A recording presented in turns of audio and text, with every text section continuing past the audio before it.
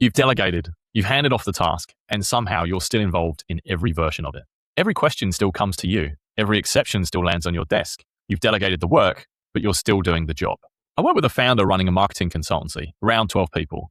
He had handed client reporting to a senior member of the team around 6 months earlier. On paper, delegated. In practice, he was still reviewing every report before it was sent out, still getting pinged on Slack when a client asked a tricky question, and still quietly the owner of something that he thought he had handed off. Here's what's actually happening. He delegated a task. He never delegated the job. But those are not the same thing. A task is, here's the report, now go and build it. The job is, this outcome is now yours. Make the calls. I trust your judgment. Most founders think they've done the second one, but most founders have only ever done the first. The tell is simple. If people still come to you with exceptions, you haven't transferred ownership. You've just outsourced the typing. I think about this as 4 layers of freedom, not tasks, freedom. Layer 1, everything still runs through you. You're doing the work yourself. Layer 2, you've handed off tasks, but you're still checking everything. This is where most founders think they've arrived. It's actually where most founders get stuck. Layer 3, someone else owns the outcome, but you're still on standby for the exceptions. Layer 4, full ownership transfer. They don't need you at all.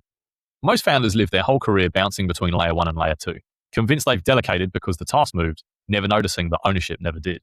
So how do you actually move from layer 2 to layer 4? We changed one thing with this founder. We wrote down the outcome, not the steps. Not follow this reporting template. Instead, client needs to feel informed and confident every month. You decide how. Then we built a short handover, a document walking through the current approach, a recording of him talking through how he actually thinks about a tricky client update. Then he handed over full authority, not just the task, the actual decisions that come with it. So here's the part that matters most. We plan the check-ins to shrink on purpose. Week 1, he checked in daily. Week 2, once. Week 3, not at all. By week 3, nothing had broken. And here's what he told me after. The moment he stopped checking in, he finally noticed how much of his own week had been going toward a job that wasn't his anymore. And this is the part that founders skip. They hand off the task and they never plan the exit. So they're still checking in 6 months later out of habit, not because it's needed. If you never planned when you're going to stop checking in, you've never actually planned to let go. Here's how to check for your own business right now. Pick one thing that you've delegated and name which layer it's actually sitting in.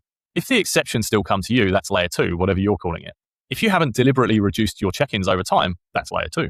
Layer 4 looks like an outcome someone else owns and a check-in schedule that shrinks to nothing on purpose. One thing to note, this is uncomfortable.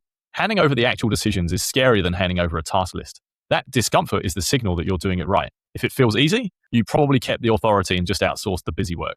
So pick one thing this week. Write the outcome, not the steps. Hand over the actual decisions and plan your own check-ins to shrink to 0 on a date that you set now, not whenever you feel ready. See you in the next one.